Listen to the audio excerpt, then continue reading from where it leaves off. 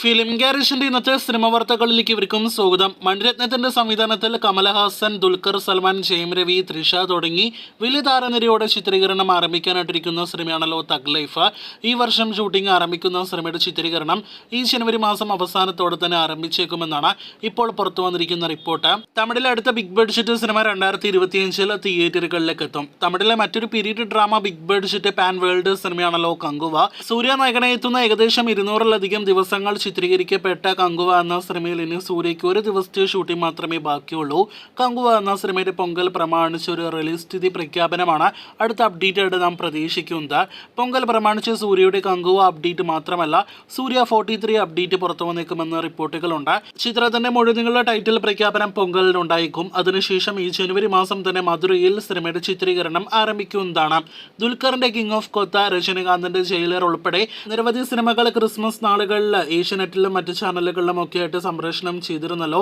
അവയുടെ എല്ലാം തന്നെ TRP നാളെ വെള്ളിയാഴ്ച ഉച്ചയ്ക്ക് ശേഷം പുറത്തു വരുന്നതാണ്. ദിലീപിന്റെ 150ാമത്തെ സിനിമയായിട്ട് വരാനിരിക്കുന്ന സിനിമയാണല്ലോ ഹി ആൻഡ് ഷീ. സിനിമയുടെ ചിത്രീകരണം അടുത്ത ആഴ്ചയിൽ ആരംഭിച്ചേക്കുമെന്നാണ് ഇപ്പോൾ പുറത്തു വന്നിരിക്കുന്ന റിപ്പോർട്ട്.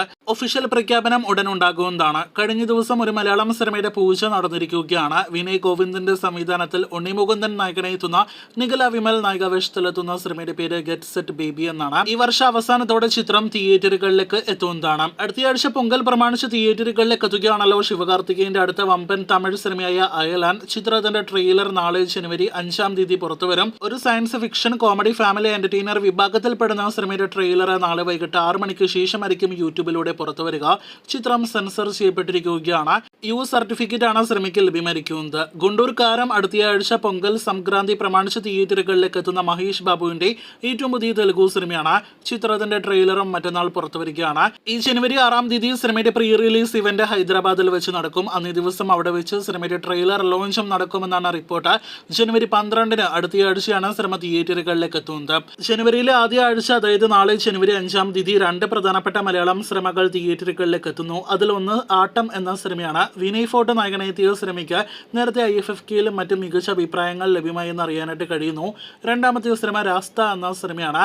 ഒരു സർവൈവൽ ത്രില്ലർ വിഭാഗത്തിൽപ്പെടുന്ന സിനിമ കൂടിയാണ് രാസ്ത. ഈ ചിത്രങ്ങളുടെ തിയേറ്റർ റെസ്പോൺസ് അപ്ഡേറ്റുകളെല്ലാം തന്നെ വരികയാണെങ്കിൽ അത് അറിയാനായിട്ട് പ്രേക്ഷകർ കാത്തിരിക്കും. അടുത്ത മാസം ഫെബ്രുവരി 8 തിയേറ്ററുകളിലേക്ക് എത്തുന്ന മമ്മൂക്ക കാമിയോ റോളിലെത്തുന്ന ഒപ്പം തന്നെ ജീവ നായകനെ എത്തുന്ന ഒരു തെലുഗു രാഷ്ട്രീയ സിനിമയാണ് യാത്ര 2. യാത്ര എന്ന മമ്മൂക്കയുടെ 2019 റിലീസ് ചെയ്ത സിനിമയുടെ രണ്ടാം ഭാഗത്തിന്റെ ടീസർ നാളെ പുറത്തുവരികയാണ്.